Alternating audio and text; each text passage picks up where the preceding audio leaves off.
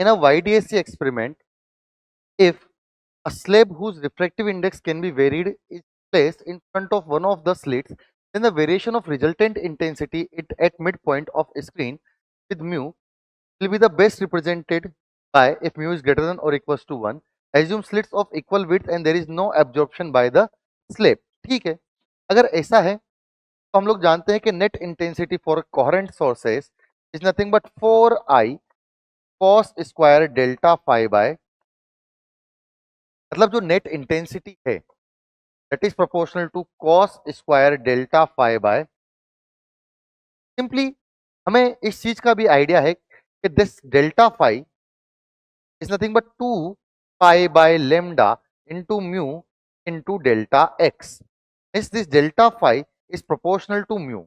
अगर basically mu का value बढ़ेगा तो डेल्टा फाई का वैल्यू भी बढ़ना चाहिए, और अगर डेल्टा फाई का वैल्यू बढ़ा तो डेल्टा फाई का वैल्यू के बढ़ने के साथ, क्योंकि ये कोस की टर्म्स के साथ डिपेंड कर रहा है, तो cos theta two decrease, that means net intensity should decrease.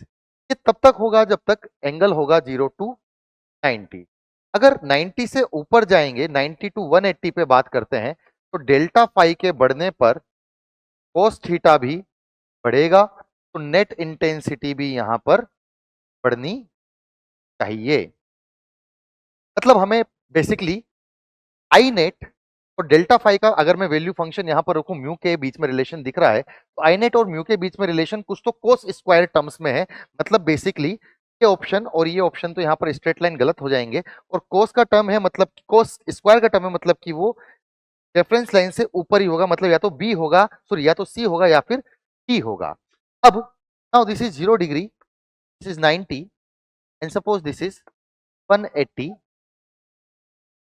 Now 0 to 90 के बीच में बेसिकली जैसे जैसे 0 to 90 थीटा बढ़ेगा, थीटा का बढ़ना मतलब म्यू का बढ़ना, तो 0 to 90 में जैसे जैसे थीटा बढ़ेगा वैसे वैसे म्यू बढ़ेगा. मतलब अगर म्यू बढ़ रहा है तो बेसिकली नेट इंटेंसिटी घटनी चाहिए. तो यहाँ पर 0 to 90 के बीच में इंटेंसिटी बढ़ रही है और यहाँ पर घट रही है, मतलब ये ऑप्शन सही होना चाहिए. आगे भी अगर हम चेक करें तो 90 to 180 में डेल्टा फाई बढ़ेगा, डेल्टा फाई के बढ़ने के साथ साथ म्यू भी बढ़ना चाहिए, और म्यू अगर बढ़ेगा तो नेट इंटेंसिटी भी बढ़नी चाहिए. मतलब ऑप्शन नंबर सी यहाँ पर हमारा करेक्ट आंसर होना चाहिए.